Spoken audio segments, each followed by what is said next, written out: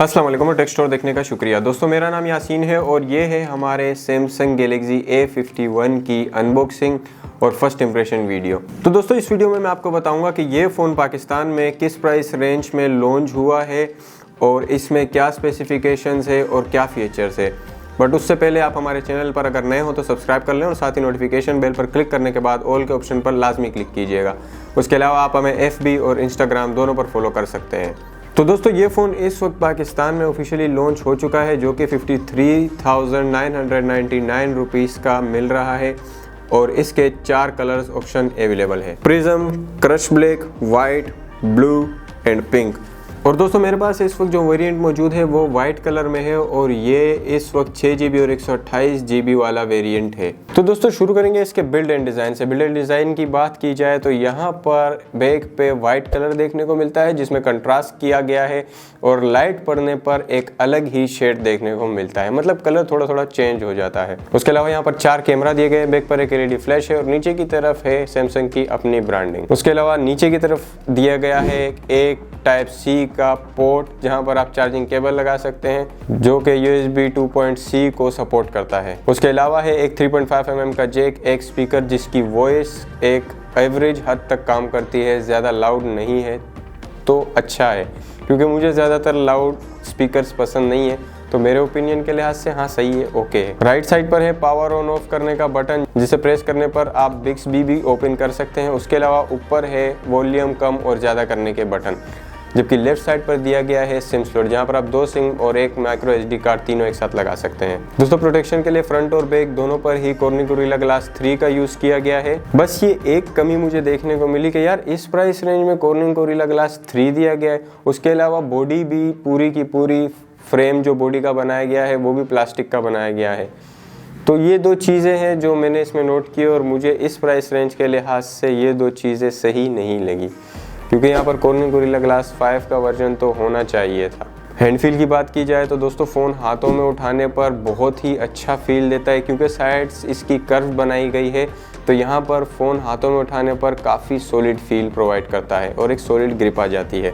Sensors की बात हो तो फिंगरप्रिंट और फेस अनलॉक दोनों ही फास्ट वर्क करते हैं, लेकिन मुझे यहाँ पर इसका जो फेस अनलॉक है वो फिंगरप्रिंट के निस्बत ज़्यादा बेटर लगा, यानी कि फेस अनलॉक इसका ज़्यादा अच्छा वर्क करता है। तो ओवरऑल बिल्ड के लिहाज से फ़ोन अच्छा है। अगर आप स्टाइलिश फ़ोन चाहते हैं और लुक्स के मामले में ये फ़ोन इस वक्त काफ़ी अच्छे लुक प्रोवाइड कर रहा है। लेकिन हाँ, मैं ये फिर बताता चलूँ कि बॉडी जो बनाई गई है वो प्लास्टिक की है, मुझे ये इसकी चीज़ अच्छी नहीं लगी, और दूसरा ये कि यहाँ पर कॉर्निंग गोरिल्ला ग्लास 3 का यूज़ किया गया है, वो भी इस प्राइस रेंज के लिहाज से।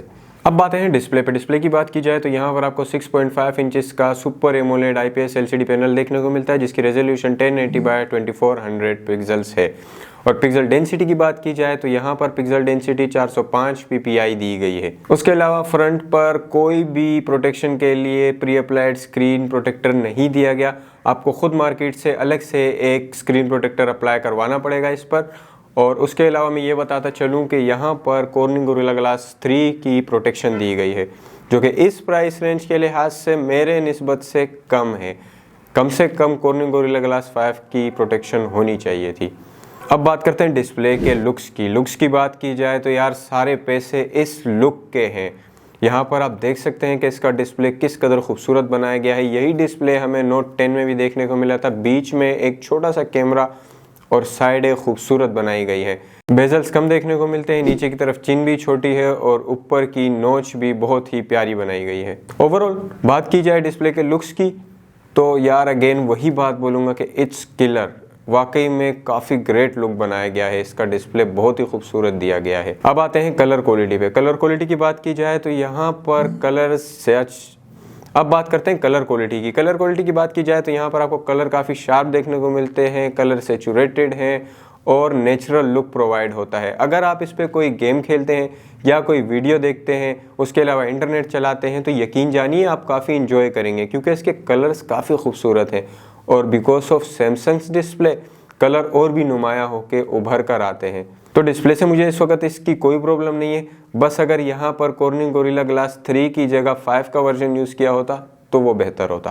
और दोस्तों बात करेंगे इस फ़ोन के उस मेन पॉइंट के बारे में जो कि सब जानने के लिए बेकरार होते हैं, यानी कि इसकी परफॉर्मेंस की बात की जाए तो यहाँ पर हमें सैमसंग ने अब की बार दिया है एक्जीनोस का 9611 का 10 नैनोमीटर पे बेस्ड चिपसेट यानी प्रोसेसर।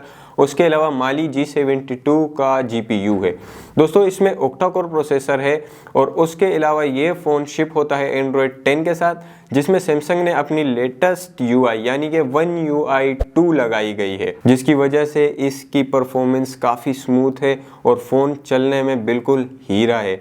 अब तक मैं इसे चला चुका हूँ, काफ़ी डेली डे यूजेज के लिहाज से ये फ़ोन चलने में बेहतर है। उसके अलावा मैंने इस पर PUBG भी प्ले किया था, लेकिन नॉर्मल सेटिंग्स में। अभी तक मैंने इसे हाई वाली सेटिंग पे प्ले नहीं किया, सो मैं उसकी तरफ नहीं जाऊँगा। सिर्फ यही कहूँगा कि हाँ, अब तक के लिए PUBG सही चल रहा है, इस पर कोई लैग देखने को नहीं मिल रहा।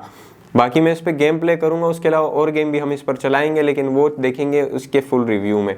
अभी तक के लिए internet, daily day usages, videos, उसके अलावा गेमिंग के लिए इसमें कोई इशू नहीं है, कोई लैग नहीं है, कोई प्रॉब्लम देखने को नहीं मिली। तो दोस्तों बात करते हैं कैमरास की बात की जाए तो यहाँ पर आपको चार कैमरा देखने को मिलते हैं बैक पर, जिनमें से 48 मेगापिक्सल वाला मेन सेंसर है जो कि एक वाइड एंगल लेंस है, दूसरा 12 मेगापिक्सल का एक अल्ट्रा वाइड एंगल लेंस है, जबकि तीसरा 5 मेगापिक्सल का टेलीफोटो लेंस है।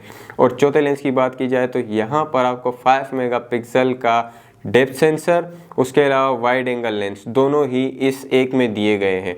अब देखते हैं कि इसकी परफॉर्मेंस कैसी है। परफॉर्मेंस की बात की जाए तो यहाँ पर आप अपनी स्क्रीन पे पिक्चर्स देख सकते हैं। मुझे अब तक के लिहाज से तो इसकी कैमरा परफॉर्मेंस अच्छी लगी है, अच्छी परफॉर्मेंस है। पिक्चर्स में कलर अच्छे आते हैं, सेचुरेटेड हैं और उसके अलावा नेचुरल लुक आ रहा है। लेकिन मैं ये बताता चलूँ कि इस वक्त जो पिक्चर मैंने ली है ये मेरे ऑफिस के अंदर की पिक्चर्स है, स्टूडियो के अंदर की है।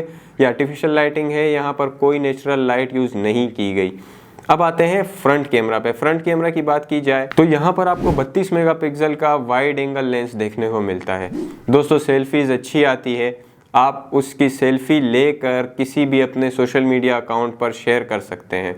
दोनों ही मोड्स में सेल्फी अच्छी आती है। और दोस्तों फाइनल में मैं बात करूंगा इस फ़ोन के बैटरी की बात की जाए तो यहाँ पर इसमें आपको 4000 mAh की बड़ी बैटरी देखने को मिलती है, जो कि फास्ट चार्जिंग को भी सपोर्ट करती है और 15 वोल्ट का चार्जर इससे चार्ज करता है। यहाँ पे आपको बॉक्स के अंदर एक फास्ट चार्जर भी दिया गया है, उसके अलावा USB Type-C की पोर्ट भी दी गई है। तो बैटरी भी इसकी अच्छी है, बैटरी की लाइफ भी अच्छी है। अभी तक मैंने इसे तकरीबन 1 घंटा यूज़ किया है और बैटरी की टाइमिंग मुझे अच्छी लगी इसकी।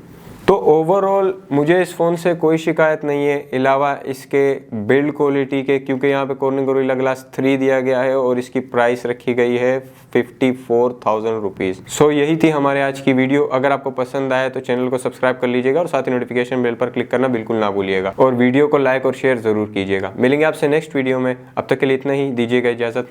अल्लाह हाफिज़।